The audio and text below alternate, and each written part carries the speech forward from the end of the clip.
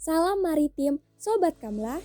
Kembali lagi di IMIC Maritime Education.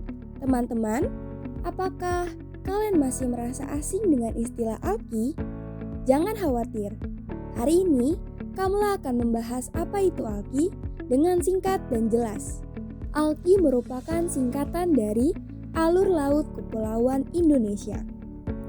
Terbentuknya alki di Indonesia didasarkan oleh peraturan United Nations Convention on the Law of the Sea atau disingkat UNCLOS tahun 1982 yang menyatakan bahwa setiap negara kepulauan wajib menetapkan alur laut dan rute udara untuk lintas kapal dan pesawat udara asing sehingga proses transit tidak terhambat.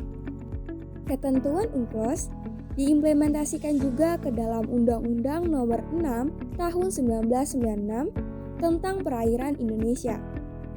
Keberadaan alki memungkinkan kapal dan pesawat udara asing memiliki hak dan kewajiban sesuai Peraturan Pemerintah Nomor 37 Tahun 2002 tentang hak dan kewajiban kapal dan pesawat udara asing dalam melaksanakan hak lintas alur laut kepulauan melalui alur laut kepulauan yang ditetapkan.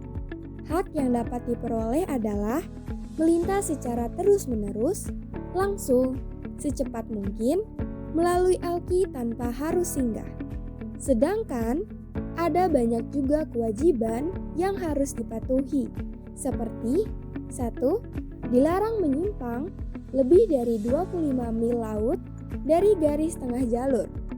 Yang kedua, dilarang mendekati pantai minimal 10% jarak antar pulau dari jalur. Ketiga, dilarang berhenti, mondar-mandir, kecuali dalam situasi darurat. Nah, setelah kita tahu pengertian, dasar hukum, serta hak dan kewajiban dalam alki, pertanyaannya sekarang, alki itu sendiri dibagi menjadi berapa jalur sih? Saat ini, Indonesia telah menetapkan 3 jalur utama alki, yaitu alki 1, alki 2, dan alki 3. Teman-teman, keberadaan alki di Indonesia nyatanya selain menciptakan keuntungan, juga bisa menyebabkan ancaman loh.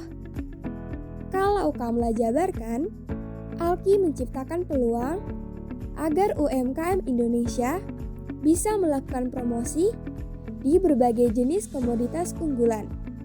Kemudian, produksi lokal meningkat berkat pelabuhan nasional di jalur alki yang membuka peluang ekspor.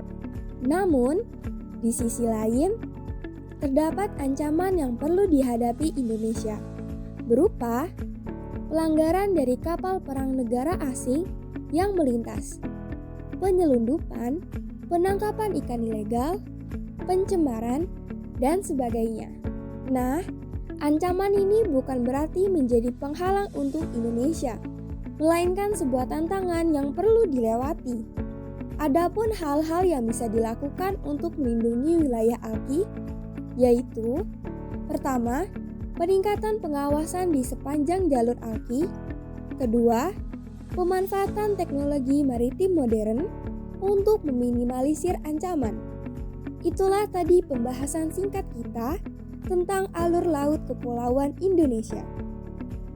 Sebagai negara kepulauan yang strategis, Indonesia punya peran besar dalam menjaga keamanan dan kelancaran jalur ini agar tetap bermanfaat. Tidak hanya untuk dunia internasional, tetapi juga bagi kesejahteraan masyarakat kita sendiri. Sobat Kamla, pantau terus kejadian maritim hanya di IMIC, Indonesia Maritime Information Center. Sekian informasi yang dapat kami sampaikan, semoga dapat bermanfaat. Terima kasih, sampai jumpa, dan salam maritim.